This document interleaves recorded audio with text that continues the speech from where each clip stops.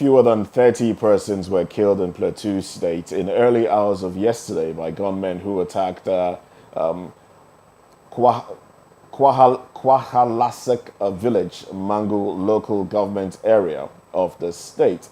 It was gathered that the victims, who were mostly women and children, had run to the house of a community leader in the area on Tuesday night for safety, following an earlier unrest during the day in Mangu town, when the gunmen surrounded them and killed all of them. Meanwhile, residents of the Mangu town of Mangu local government area of Plateau State are accusing the state-owned security outfit, codenamed Operation Rainbow, of extrajudicial killings and arson.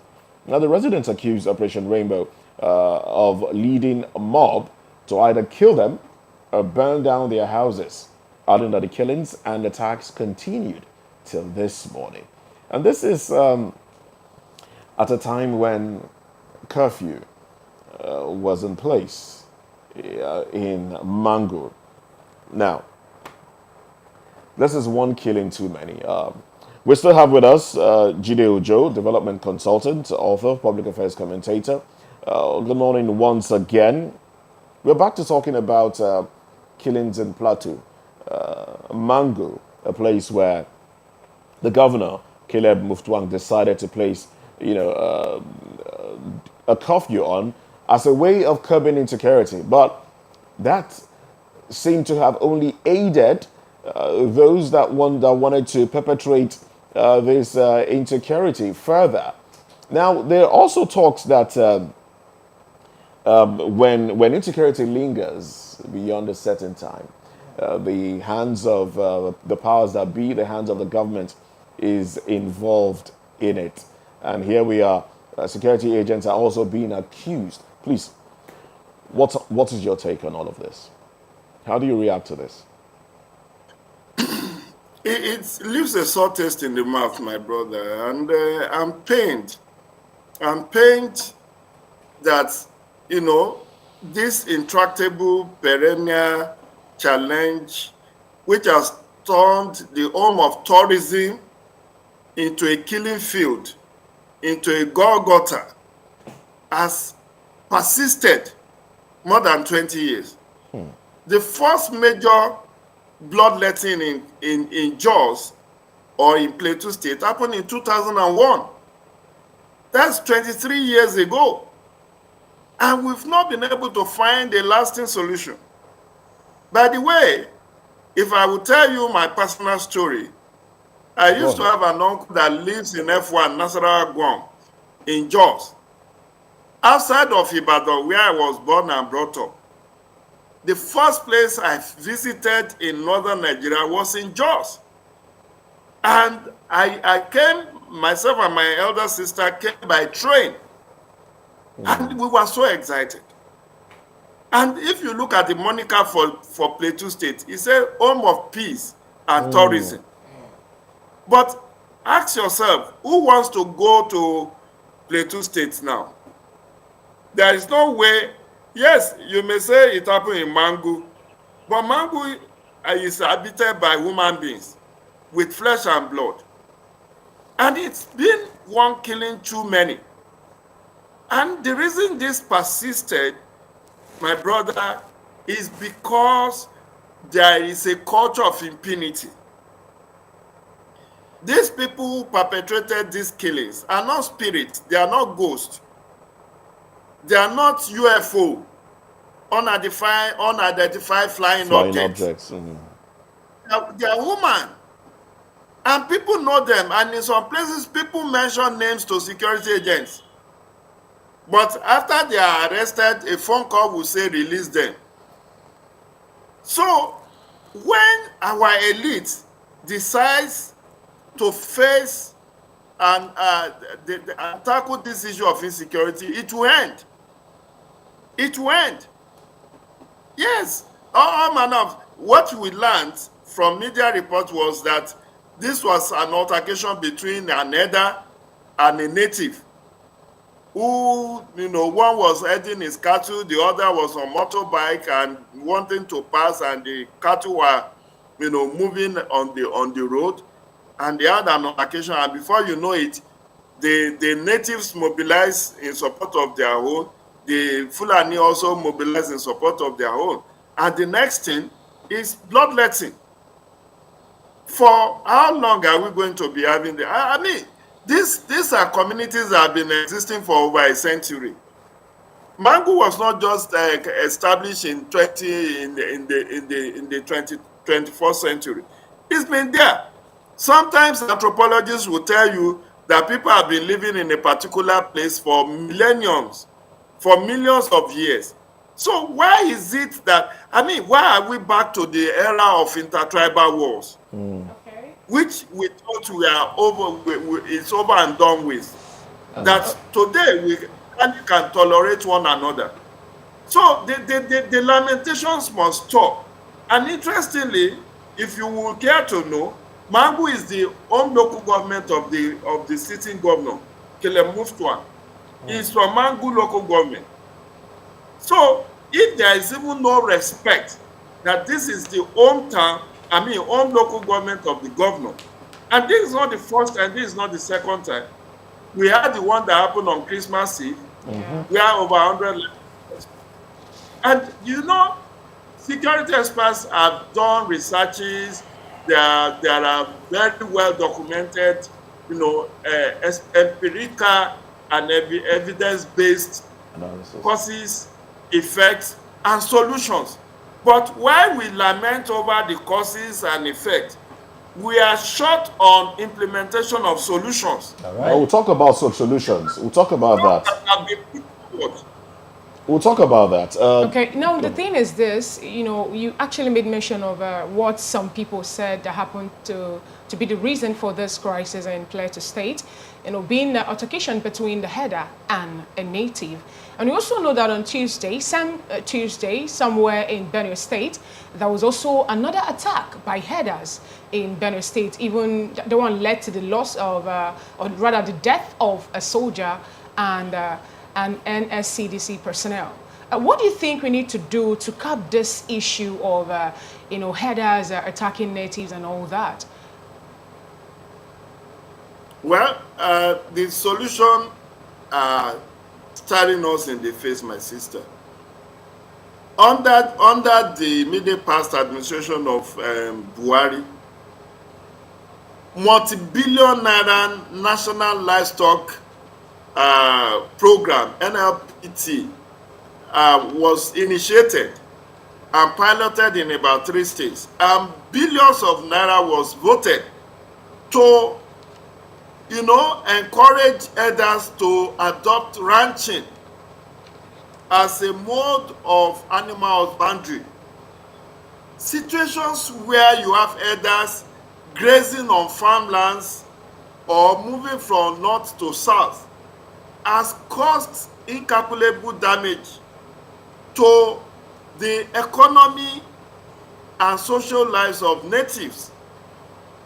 And where is the NLPT, the National Livestock Program that was initiated by Buhari with billions of naira?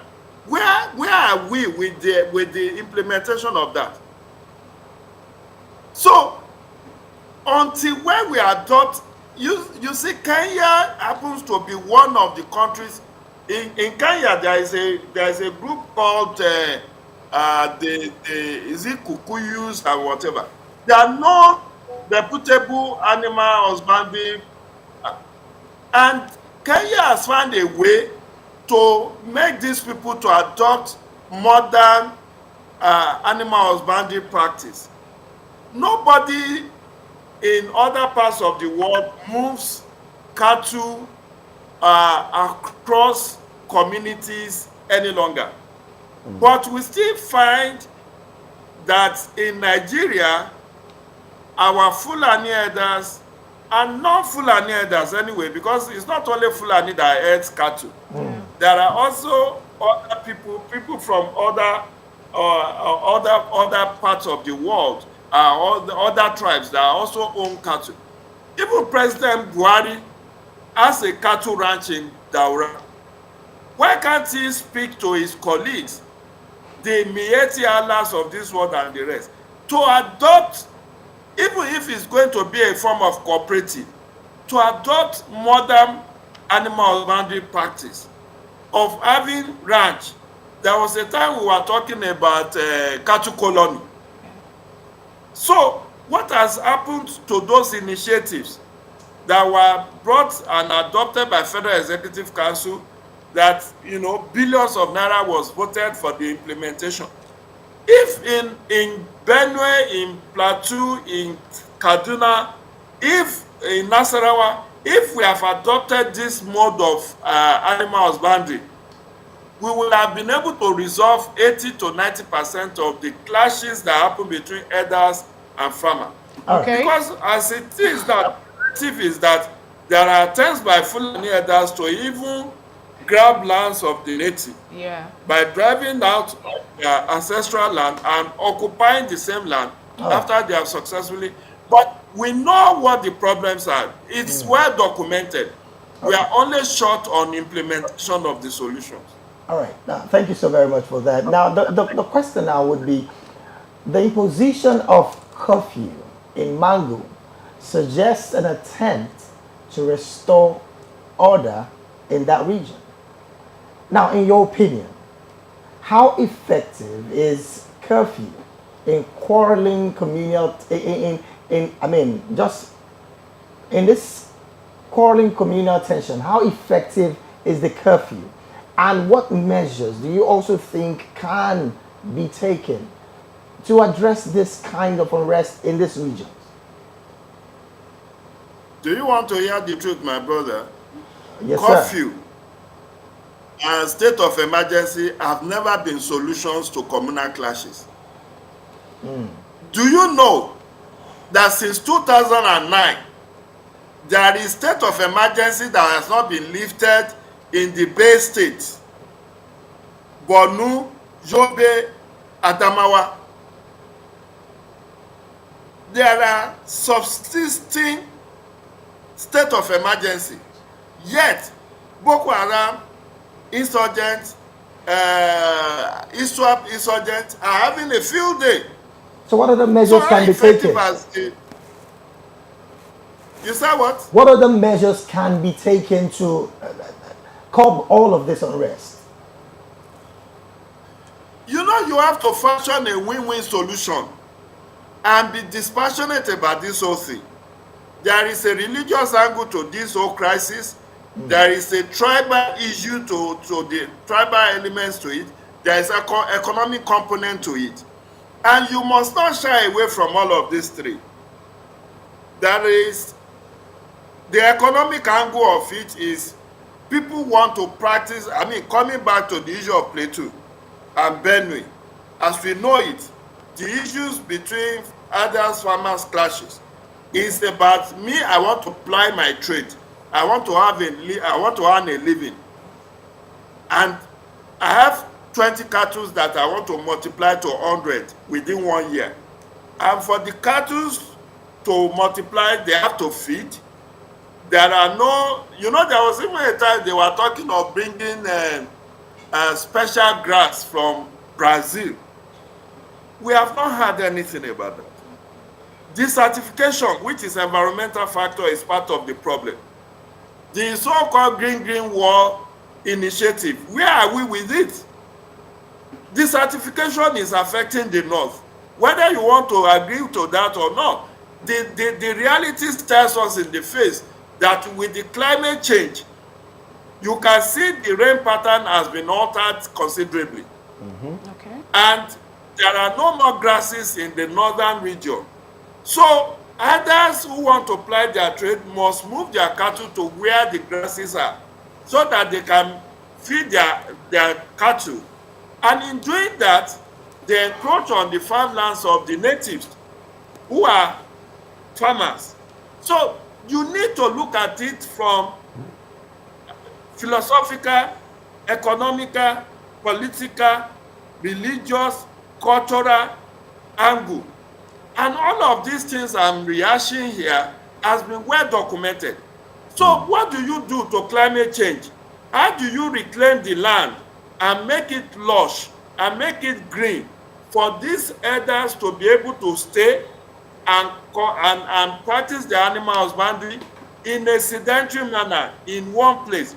The answer to that is through ranching. But if you ranch in a desert land, where will you get the livestock feed to feed your cattle? Because you also have to look at where will these people get the feed for their cattle in the event of a ranching. So there must be initiative that cut across the 3 tiers of government, federal, state, and local. Because federal government does not have one piece of land anywhere in this country. The land are vested in the states, in trust for the people. And this is where the state and the federal and the local government, unfortunately, the local government has also collapsed because of lack of autonomy. But until when we find a lasting solution, you know, the philosophy, my brother, is about live and let live. If you are a farmer, you have 10 acres of land, you want to cultivate your 10 acres, you are already imagining how much harvest you are hoping to make, and how much resources you how much income you intend to make on your farm. Likewise, the person who is into cattle rearing is also looking at, okay, I have 50 cows. In 1 year, I want to multiply this 50 to 250. And for the cattle to be productive, they have to feed well. Where do you get feed? In Sokoto, in Borno, in Adamawa, in Yobe, which has been turned to desert land. They have to migrate their cattle to where the lush green vegetation is. Thank you. And so you must find a win-win solution to this whole problem. Okay, sir. Thank you, Mr. Jide, for that. You know, when you were talking, you made mention of the curfew or the military or curfew or state of emergency not really being that effective in the country for some time now. And, you know, there's a story with this recent killing or this recent happening in Plateau State where the people were pointing fingers to the troop. You know, like the CAN chairman and other people in Plateau State were pointing fingers saying that the military has to explain what really happened, that they are being biased, even when they are sent there to observe, to uphold the curfew. But they were like, they didn't do that. Even some indigents also were pointing that instead of helping to curb this issue, they went ahead and aiding the haters. Please, do you think this, I won't call it, okay, do you think this allegation of the military being biased in helping out to make sure that the lives and the property in Mangu this time around will not destroy, do you think is a valid one? It is a valid one because, unfortunately, you have a, you know, whether you and I want to agree openly or not, there are bigots among us. There are ethnic jingoists amongst us. And when you send troops, who is the leader of that troop? Is he a Christian? Is he a Muslim? Is he someone with sympathy for his kinsmen who are elders? Or is he somebody who has sympathy for the natives?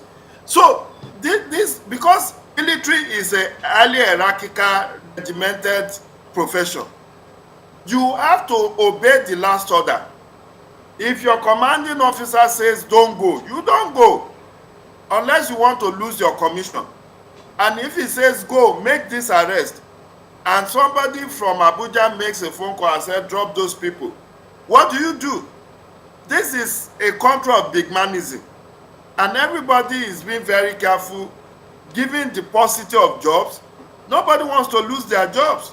So there are multifarious reasons, and they are not justifiable, that people will volunteer information.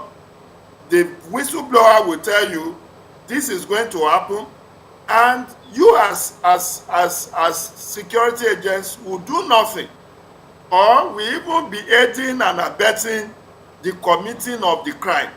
It's so shameful. It is so unprofessional. It is very inhuman, and it is ungodly. All right then. But again, it's because there is culture of impunity where there are no consequences for bad behavior. Otherwise, people who have been identified to have been complicit in these killings should have been rounded up and made to be caught and be court-martialed. All right.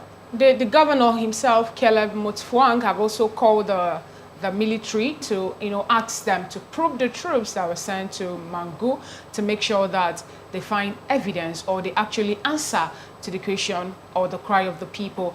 Do you think that this call by the governor of Plateau State, do you think is going to, lead to them getting a better information about what really happened, or do you think that the military will also play deaf ears to it? Because we also know that, according to what they said that Major General Edward Buba, who happened to be the director of media operation in Plateau, is not taking his call or even answering to the questions that the governor or the government of Plateau actually is asking.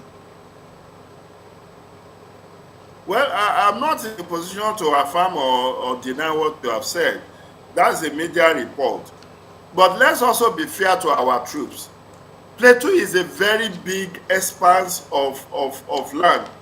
And how many troops are deployed? Because situations where you have a lot of ungoverned places across the country.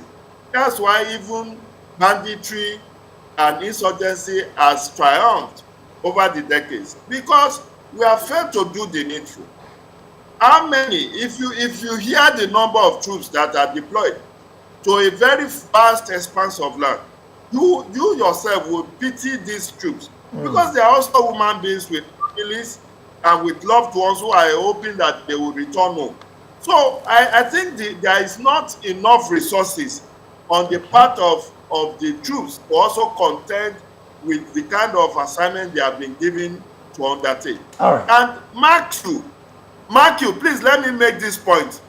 The internal issue is under the purview of Nigerian police. It's not supposed to be a military affair. But where is the police in all of this? Where is the NSCDC in all of this? Civil defense, they are supposed to be manifest. And the more you deploy military to internal insurrections like this, you are just going to deprofessionalize our military. The police are supposed to be frontline agency with intelligence. How much of intelligence gathering weapons or equipment do these people have? Do they have drones? Do they have enough manpower? Do they have forensic laboratory? Do they have enough personnel to contend with this issue? These are questions that are also begging for answers in all of this. All right, thank you so very much, Mr. Didi. Now, because of our time, I would like to segment this question, so maybe you just have to do it one sentence each. Now, the first one is the one you just mentioned now, the police force. Don't you think that the police is overstressed at this time as regards this incident? That's one. Secondly, what do you think the leaders of these communities should do to prevent these kind of occurrence from happening again? Because let's face it, economically, we are not getting it right in that region. People who are legitimate business owners are not doing business again. So what should the leaders of that community do? And finally, the third question, what exactly should the people do at this time? Because it's very critical that the people also get involved in this kind of situation so that we can have a harmonious region where businesses and lives be protected. The truth that has to be faced is what I've told you. If you follow what IGP Kayode Egbetokun said at the House of Reps meeting recently, he said they don't have enough wherewithal to contend the issue of insecurity in the country. I mean, the recent abduction that is taking, Punch newspaper will call it kidnapping epidemic that is ravaging Nigeria. Did you know that it came out when Yeson Wike met with the Gwagwalada, council chairman, that there's only one police station in Gwagwalada, a whole local government, and they have one operational vehicle. How do you want to contain issue of kidnapping? There's a lot of ungoverned spaces, and there are not enough personnel that have been recruited. There are not enough, weapons, equipments to contend with this issue. As for the communities and the traditional institution, they should try and have a mechanism to resolve conflict through what is called alternative dispute resolution mechanism. We cannot run away from ADR. It's not all cases you take to court. When you go to court, go to court. Court system takes about 3-5 years before issues are resolved. So it is even in the best interest of the community to initiate dialogue to resolve their conflict through what is called alternative dispute resolution mechanism.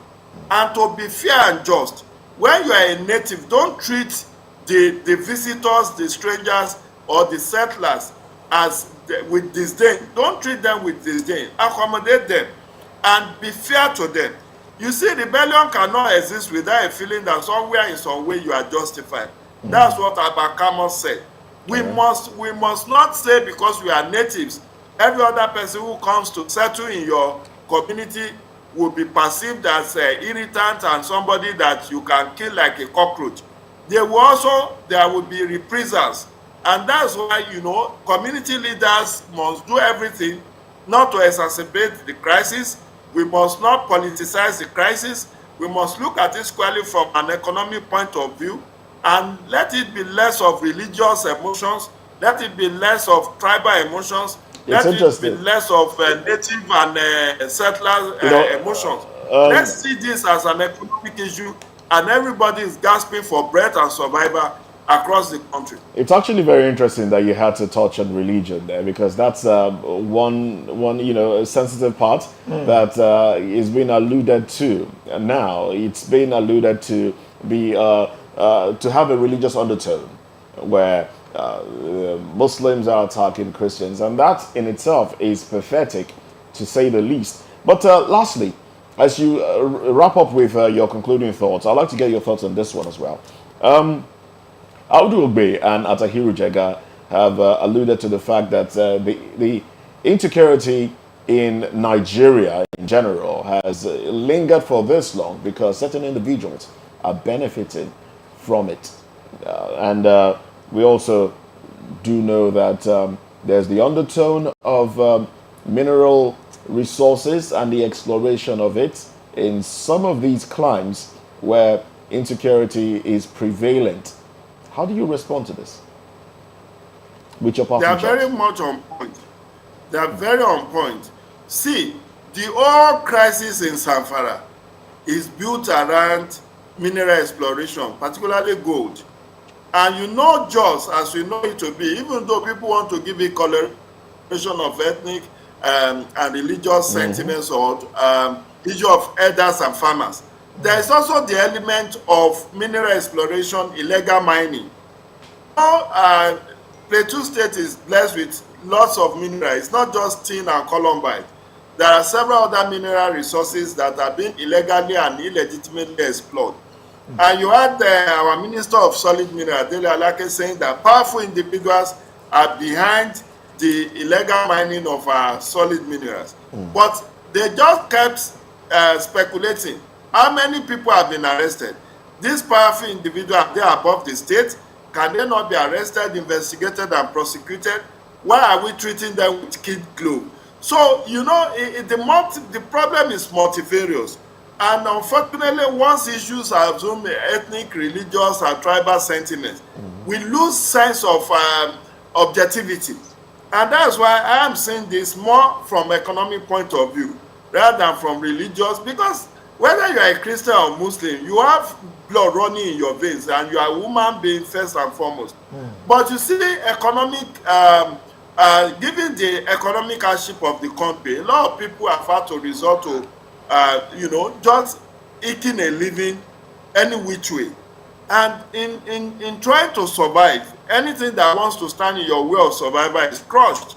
So there is also that element of, illegal mining of our resources, and then the arming of the militia to pave way for these illegal operators, as we have found out in the case of Zamfara. And that is why you also must look beyond this facade. You must look beyond the surface. But all in all, it's because there's a culture of impunity. This faceless individual, if you have arrested a couple or a handful of these powerful individuals that are stoking these embers of insecurity across the country, and you have prosecuted them, you will not have this escalating. Remember that United Arab Emirates, Emirates some time ago under Buhari gave us names of terrorist financiers, about 15 names, I guess, at that time. But they were never brought to book. So there are people who are also financing this act of terrorism across the country, including kidnapping and banditry. And because when you see people who have been arrested as committing this kidnapping, you see them looking so malnourished, so unkempt, that you wonder, where are they spending? Where is the money, the billions or millions that they have gotten from people as ransom? Where are they spending? How can I be a millionaire and be staying inside bush with all the discomfort? So there is more to this whole issue than meet the eye. And I think federal government should look beyond the facade. All right, thank you very much. Thank you very much, Mr. Jide Ojo, development consultant, author, and public affairs commentator. We appreciate you for your time and for your robust analysis. Thanks for joining us on VOP this morning. We'll take a break now. Thank you. We'll take a break. When we come back, we'll get into other parts of the show. Business is up next.